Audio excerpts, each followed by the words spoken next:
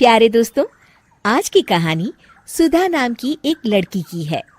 सुधा एक बहुत ही आलसी लड़की थी। घर के काम करना तो दूर, वो एक गिलास पानी के लिए भी अपनी माँ पर निर्भर थी। अरे अब उठ भी जा नालायक, 10 बजे तक सोती रहती है। अरे कुछ तो घरेलू लड़कियों वाले लक्षण दिखा। सोने दो ना माँ, क्यों परेशान कर रही हो?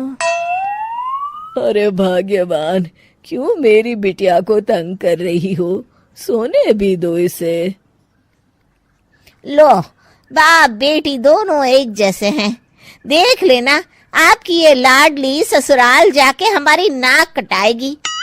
मैं कहती हूँ अब भी वक्त है, अपनी ये आदतें सुधार ले, वरना ससुराल में तेरी सास कान खींच कर तुझे सीधा करेगी। वही तुझे सबक सिखाएगी। दुनिया में आज तक कोई ऐसी सास पैदा नहीं हुई माँ, जो सुधा चोपड़ा को सबक सिखा सके। लेकिन होनी को कुछ और ही मंजूर था। सुधा की शादी एक ऐसे घर में हो जाती है जहां उसकी सास एक रिटायर्ड पुलिस वाली थी। अब कहानी में मजा आएगा। हाँ माँ, यहाँ सब बहुत अच्छा है। मेरे ससुराल के लोग भी ना बहुत मिलनसार हैं। ठीक है माँ, मुझे नींद आ रही है, फोन रखती हूँ माँ। ठीक सुबह 5 बजे। अरे जल्दी उठो भाग्यवान, वरना कयामत आ जाएगी। हैं? अरे क्या हुआ? कौन सी कयामत आ जाएगी? अरे मेरी माँ आ जाएगी। तुम नहीं जानती, इस घर में सिर्फ मेरी माँ का हुक्म चलता है। सबको सुबह 5 बजे बिस्तर छोड़कर हॉल में पहुंचना ही पड़ता है। अरे अब इंसान क्या अपनी नींद भी पूरी नहीं करेगा? यहाँ मजाक चल रहा है क्या? तभी वहां सुधा की सास आ जाती है। अटेंशन! मजाक तो तू समझ रही है बाबू, ये मेरा घर है और यहाँ हर किसी को डिसिप्लिन में रहना होगा। अटेंशन! अरे माँ जी, लेकिन इतनी सुबह कौन उठता है?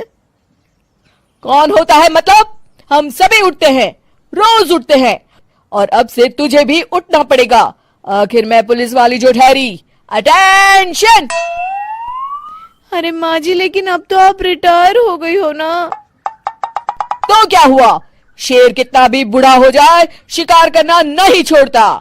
उसी तरह हम पुलिस वाले रिटायर होने के बाद भी अपने अनुशासन में ही जीवन जीते हैं। चलो अब बेकार की बहस बंद करो और उठकर हॉल में चलो।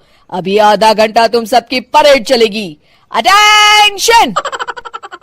अरे मैं कोई परेड नहीं करने वाली। सुधा की सास अपनी बहू का ये बर्ताव देख झल्ला उठती है। गौर से देख, तू कहां और किसके सामने खड़ी है?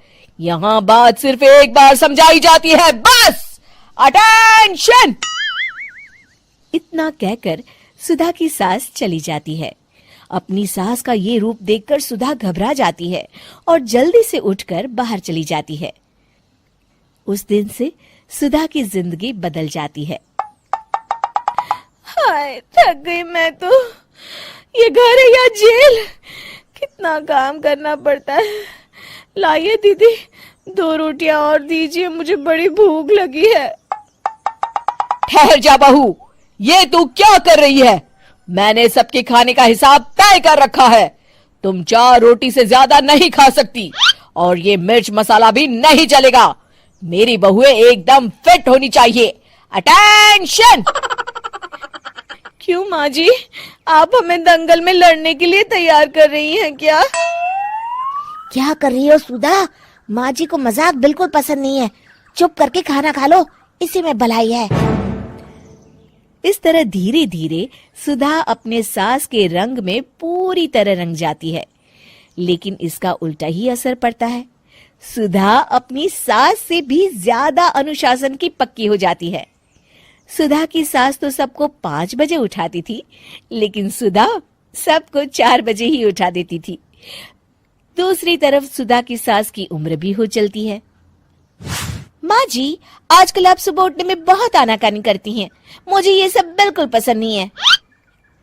अरे बहू, मैं तेरे हाथ जोड़ती हूँ, भगवान के लिए अब मुझे छोड़ दे। इतने सवेरे उठना और कसरत करना अब मेरे बस की बात नहीं है। माँ जी, आप मैदान छोड़ के भाग रही हैं। आप तो पुलिस वाली हैं। अटेंशन।